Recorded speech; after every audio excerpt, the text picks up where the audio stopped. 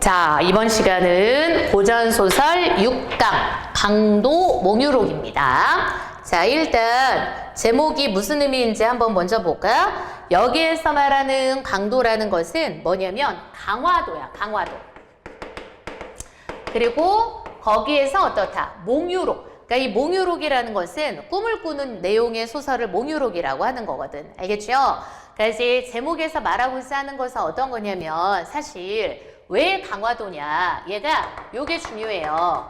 시대적 배경이 병자 호란을 배경으로 하는 거야. 알겠지? 그치? 그래서 병자 호란을 배경으로 하고 강화도까지 어떻다? 또 이제 도망갔었잖아. 그치? 그래서 그 강화도에서 어떤 거냐면 여러 여인들이 죽었단 말이야. 그 죽은 여인들의 지금 영혼이 꿈속에 등장을 해가지고 그 여인들이 뭐냐? 자기 사연을 말하고 지배계층을 은근히 비판하고 하는 구조. 그게 바로 이 소설인 거야. 알겠지? 그치? 그래서 여기에 몽유록이라는 것은 바로 어떤 거냐면 봐봐봐.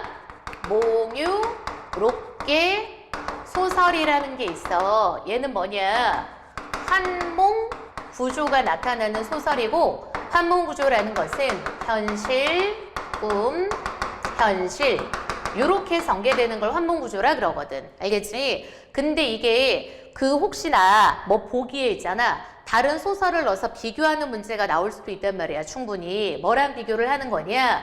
몽유록계 소설이랑 몽자류 소설이랑 비교할 수 있어요. 알겠지? 자, 둘 다 뭐냐? 환몽 구조야. 근데 차이점은 뭐냐면 이 몽유록계 소설은 꿈을 꾸는데 꿈을 통해서 뭔가 주인공이 각성을 하고 그리고 태도가 바뀌면서 뭐 이런 실천하고 이런 것들이 안 나와. 알겠지? 그지? 그냥 꿈에서 뭔 이야기를 들어요. 알겠죠? 그죠?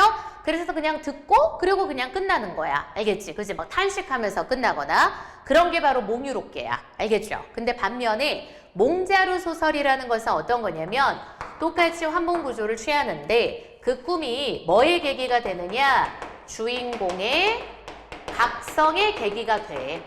알겠지? 그지? 그래서 뭔가 깨달음을 얻게 되고 그리고 이걸 바탕으로 뭐라는 거야? 실천적 태도를 보이는 거야. 다른 삶을 살게 된다는 뜻인 거지. 한마디로. 알겠지? 그지? 그래서 대표적으로 왜 우리 알고 있는 소설 중에 뭐 있을까? 이번에 수능 특강에도 다른 데 보면 나오는데 갈래복합에 구운몽이라는 소설이 있죠? 그래서 구운몽에 등장하는 성진이 꿈을 꾸잖아. 그리고 양소유의 삶을 살고 꿈에서 깨어난 다음에 각성을 한 다음에 인생무상 같은 걸 깨닫고 불도에 정진하는 걸로 끝나는 거거든. 그지? 그래서 선생님 같으면 구운몽하고 비교하는 문제도 낼 수 있을 것 같아요. 꿈의 역할이 다르다는 거. 알겠지? 그래서 여기에서의 꿈은 뭐다? 지금 각성하고 실천적 태도 보이는 게 절대 아니다. 알겠죠? 뭔가 누군가 얘기를 막 들여. 뭔가 하소연하고 뭔가 원한이 맺힌 사람들이 막 등장해가지고 걔네들이 말하는 걸 그냥 듣고 그리고 꿈에서 깨어난 다음에 탄식하고 이런 거야. 하지만 몽자류는 어떻다? 주인공의 각성과 실천적 태도로 이어지게 된다. 알겠지? 그치? 자, 그럼 이 소설은 내용이 어떤 거냐? 잘 봐. 청어선사라는 애가 있어요. 됐죠? 그래서 얘가 뭘 꾸는 거냐? 꿈을 꿔. 꿈속에 누가 등장하는 거냐면 병자호란 때 죽은 여인들이 등장을 합니다. 알겠죠? 그래서 얘네 여자들이 엄청 많이 나오는 거거든. 그래서 여인들이 등장을 해서 얘네가 무엇을 얘기하느냐? 자신의 지금 어떻다? 자신의 사연. 그 사연이라는 건 어때? 죽음, 그리고 한, 그리고 군데군데 어떻다?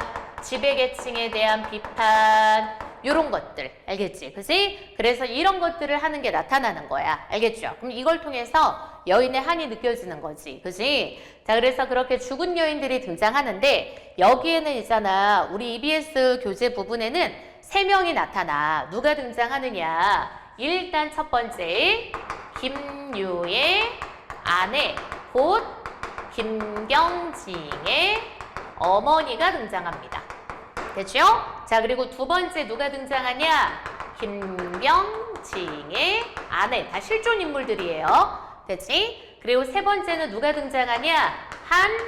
기생이 이렇게 등장해요. 그래서 이 교세 부분에 나와 있는 건 딱 이렇게 3명 나와. 근데 원래는 엄청 많이 나오거든. 자, 근데 이 3명을 보면 잘 봐봐.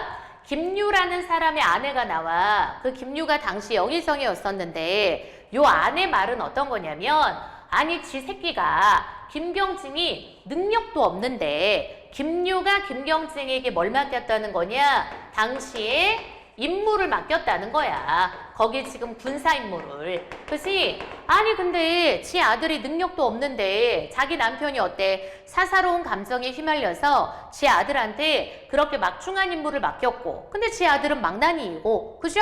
그래서 결국 어떻다? 지금 전쟁터에서 자기 아들도 죽게 되는 거고 그리고 그 다음 어때? 전쟁에도 지게 되었다 이거야. 알겠지? 그치? 그러면서 김유의 아내가 하고자 하는 말은 어떤 거냐면 사실 또 엄마들은 항상 누구 편이야? 아들 편이잖아. 그지? 엄마들은 아들 편이니까 그러면서 물론 자기의 아들도 어때? 능력이 없었지만 그런 아들에게 능력이 없는 걸 알면서도 사사로운 감정에 이끌려서 임무를 맡긴 자신의 어떻다? 남편을 비판하는 거야.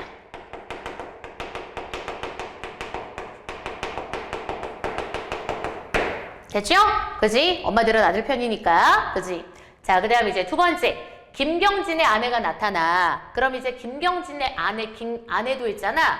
비슷해. 입장은 시엄마하고. 어떤 거냐? 자기 남편 능력 없다. 알겠죠? 그치? 그래서 능력이 없어. 그런데 김경진의 아내가 하고자 하는 말은 뭐냐?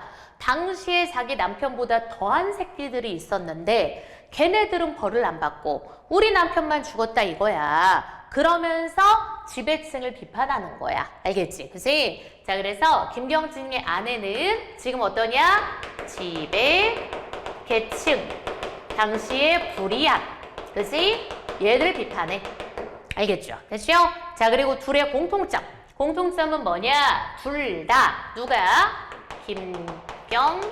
김경진이 무능력하다는 건 둘 다 인정하고 있다. 알겠지? 그치? 자, 그리고 맨 마지막에 누가 등장하냐? 기생이 등장해. 그래서 기생은 뭐냐면 여기서 무슨 역할인 거냐? 요 앞에 등장했던 여인들이 갖고 있는 어떤 거야? 지족, 절개, 뭔가 이렇게 정의로움 이런 것들을 예찬하는 거. 알겠지? 그래서 앞에 등장한 여인들의 지주와 정의로움이나 이런 것들을 예찬하는 애가 바로 뭐다? 기생들이 되는 거야. 아, 기생이 되는 거. 알겠지? 그래서 이렇게 해서 마지막에 이제 청어선사가 잠에서 깨어나는 걸로 끝납니다. 알겠죠? 그죠?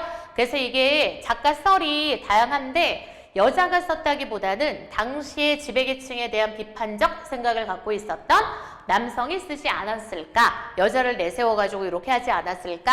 하는 썰도 있어요.